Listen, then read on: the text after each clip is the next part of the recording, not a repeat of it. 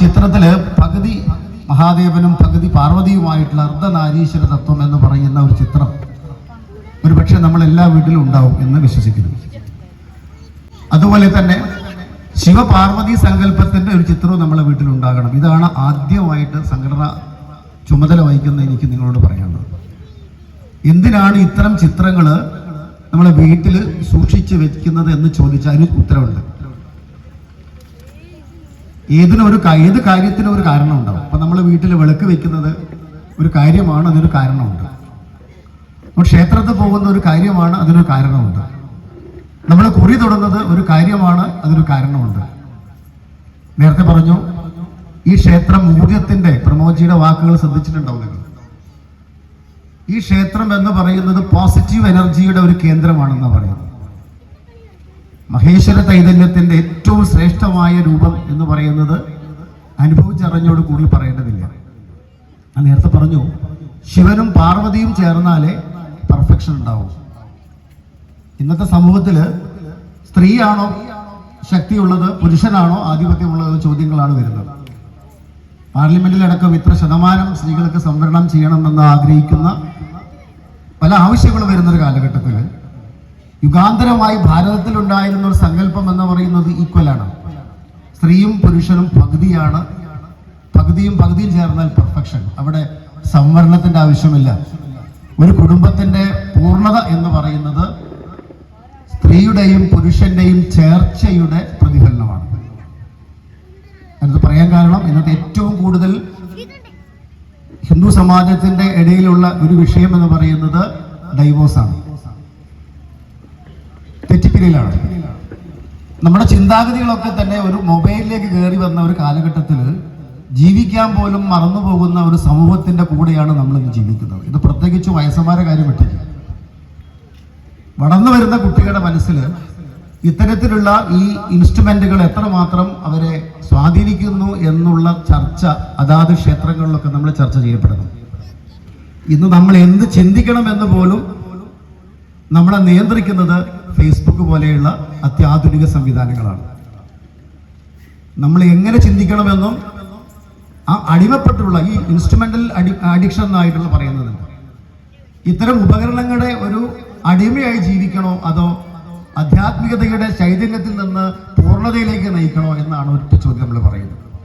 അപ്പൊ നേരത്തെ പറഞ്ഞു സ്വാമി ജപിക്കാൻ പറഞ്ഞത് ഓം നമഃശിവായ എന്നാണ്. ഈ നാമം ചെല്ലുമ്പോൾ ഒരു പെർഫെക്ഷൻ ഉണ്ട് എന്നുള്ളവരൊന്ന് മനസ്സിലൊന്ന് പറയാം. നാമം ചെല്ലുമ്പോൾ നമുക്ക് എന്തെങ്കിലും ഒരു എഫക്ഷൻ, ഒരു മാറ്റം നമ്മളെ ബോഡിയിൽ ഉണ്ട് എന്ന് വിശ്വസിക്കുന്നവരായിരിക്കും പൂർണ്ണമായിട്ടുള്ളവർ. ഞാനൊരു മന്ത്രം, ഒരു ശിവ നാമം ഒന്ന് ചെല്ലാം. അതൊന്ന് നിങ്ങൾ എല്ലാവരും ഒന്ന് മനസ്സിൽ ചേർന്നുകൊണ്ട് ഒന്ന് ചൊല്ലി നോക്കാം. എന്നിട്ട് എന്തെങ്കിലും ഒരു അനക്കം നിങ്ങൾ ശരീരത്തിൽ ഉണ്ടെങ്കിൽ മാത്രം ഞാൻ പറഞ്ഞ കാര്യം ശരിയാന്ന് വെച്ചാൽ മതി. കാരണം ഭാരതീയ തത്വത്തില് യോഗ നാമജപമൊക്കെ ശരീരത്തിന് വൈബ്രേഷൻ ഉണ്ടാക്കുന്നുണ്ട്.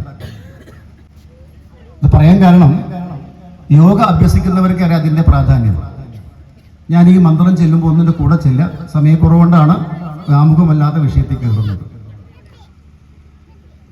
ശിവായ നമ ഓം ശിവായ നമ ഓം. ഒന്ന് കൂടെ ചെല്ലിയപ്പോ ശിവായ നമ ഓം ശിവായ നമ ഓം ശിവായ നമ ഓം നമ ശിവായ ശിവായ നമ ഓം ശിവായ നമ ഓം ശിവായ നമ ഓം നമ ശിവായ. ഇത് പറയാൻ കാരണം ഇതിൽ എന്തെങ്കിലും നമ്മൾ നാമം കേൾക്കുന്ന സമയത്ത്, നല്ല പാട്ട് കേൾക്കുന്ന സമയത്ത്, ഒരു ഭജൻ കേൾക്കുന്ന സമയത്ത് നമ്മുടെ ശരീരത്തിൽ വൈബ്രേഷൻ ഉണ്ടെങ്കിൽ അതിന് കാരണം നമ്മുടെ ശരീരം സൃഷ്ടിക്കപ്പെട്ടത് 6 ചക്രങ്ങളിലാണ്. നമ്മുടെ ശിവലിംഗം എന്ന് പറയുന്ന രൂപത്തിലാണ് നമ്മുടെ ശരീരമുള്ളത്. കയ്യും കാലൊക്കെ വെട്ടിക്കഴിഞ്ഞാൽ ജീവിക്കും നമ്മൾ. പക്ഷെ ശിവലിംഗ ആകൃതിയിലുള്ള ആണ് മനുഷ്യ ശരീരം എന്ന് പറയുന്നത്. അപ്പൊ മൂലാധാരം മുതൽ സഹസ്രാരപത്മം വരെയുള്ള ഏരിയകളിൽ 6 ചക്രങ്ങൾ, ചൈതന്യ ചക്രങ്ങളുണ്ട്. ഇത് വെറുതെ പറയുമ്പോൾ നിങ്ങൾ വിശ്വസിക്കില്ല. ഈ ചക്രങ്ങളിലാണ് ഈശ്വര ചൈതന്യം നമ്മുടെ ശരീരത്തിൽ തന്നെയാണ് ചൈതന്യമുള്ളത്. നമ്മുടെ ശരീരത്തിൽ തന്നെയാണ് ഈശ്വരൻ കുടികൊള്ളുന്നത് എന്ന് പറഞ്ഞാൽ വിശ്വസിക്കാതിരിക്കേണ്ട, വിശ്വസിക്കണം. കാരണം നിങ്ങളൊരു ഭജന ചെല്ലുന്ന സമയത്ത് ശരീരത്തിൽ എന്തെങ്കിലും വൈബ്രേഷൻ ഉണ്ടാവുന്നുണ്ടെങ്കിൽ അതിന് കാരണം നിങ്ങളെ ചക്രം പ്രവർത്തിച്ചു തുടങ്ങുന്നതാണ്. ഈ 6 ചക്രങ്ങൾ ദൈവികമായ ചൈതന്യമുള്ള ആളുകൾ സിദ്ധന്മാരായി തീരുന്നവരെ. ഞാനിവിടെ വന്നിട്ട് അതൊന്നും പറയാൻ പാടില്ല, അതുകൊണ്ടാണ് പറഞ്ഞത്. സിദ്ധൻ എന്ന് പറയുന്ന ഒരു വാക്ക് കേട്ടിട്ടുണ്ടോ നമ്മൾ? സിദ്ധ ചൈതന്യത്തിലേക്ക് എത്തിപ്പെടാൻ സാധിക്കുന്നത് നമ്മുടെ ശരീരത്തിലെ ചക്രങ്ങളെ ഉണർത്തുക എന്നാണ്. അതാണ് പ്രാർത്ഥനാ പദ്ധതിയുടെ കാതലായിട്ടുള്ള ഒന്ന്. നമ്മളിലുള്ള ഈശ്വരനെ കൂടുതൽ തിളക്കത്തോടു കൂടി വെളിച്ചത്തിൽ കൊണ്ടുവരുന്ന ഒരു പ്രവർത്തനമാണ് ഉപാസന എന്ന് പറയുന്നത്. അപ്പൊ ആ ഉപാസന എന്ന് പറയുന്നത് എളുപ്പമുള്ള കാര്യമല്ല. അപ്പൊ ഉപാസനയും ക്ഷേത്രവും തമ്മിൽ എന്താ ചോദിക്കുക നമ്മളോട്?